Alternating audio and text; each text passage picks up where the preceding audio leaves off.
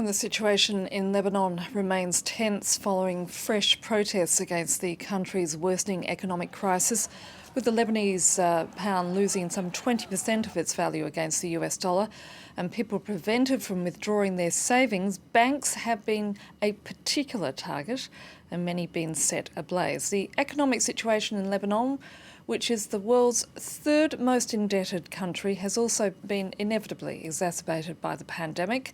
For more, let's speak now to Philip Turle, our International Affairs Editor. Philip, just how bad is the economic situation at the moment in Lebanon?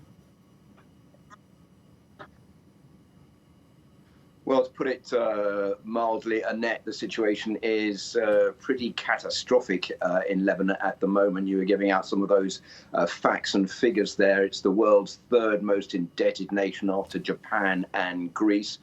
Just to give you an example, over 50% of the revenue that comes into Lebanon is used just to pay off interest rates for the debt that it has, and that debt of 30 billion US dollars. So the government is really not managing at all to service the debt that it has to pay.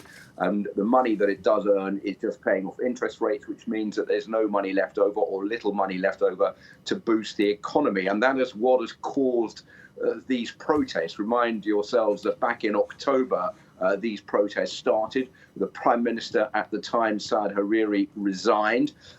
He said that the government needed to be overhauled and there needed to no longer be a government based on sectarian confessional values running the country, but a technocratic government running the country. That has so far not happened.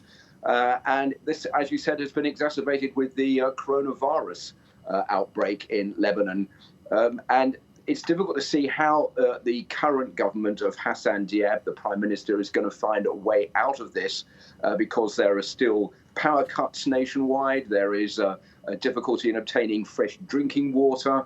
The country has a high unemployment rate. And all of this has been exacerbated with the shutdown, which is now coming to an end. And people are getting very angry because they say that with the fall in the value of the Lebanese pound, they're unable to withdraw their savings and they are therefore falling below the poverty line. And that is why we've seen this increase in protests over the last few days. Philip, what has been the international reaction and have there been any offers of financial assistance? Well, there have been offers of financial assistance, notably from France, in a way of helping Lebanon to come out of the crisis. Even Iran, which backs the Hezbollah movement, which is an important part of the Lebanese government, has said it's willing to help the country out. The International Monetary Fund says that it would help the Lebanese government. But the problem here, Annette, is that, as I was saying, the government is based on confessional values. For example, that the Prime Minister is a Christian. The President is a Christian. The Prime Minister is a Sunni Muslim.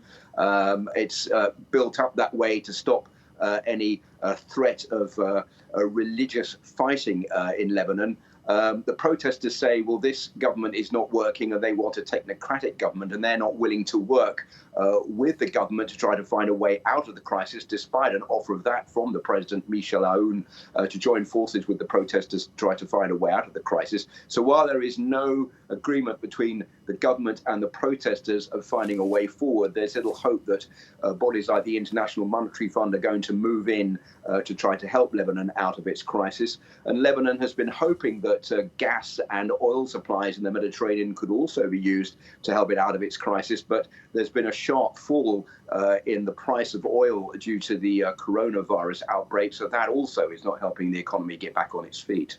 Philip Turle reporting there. Thank you. Britain has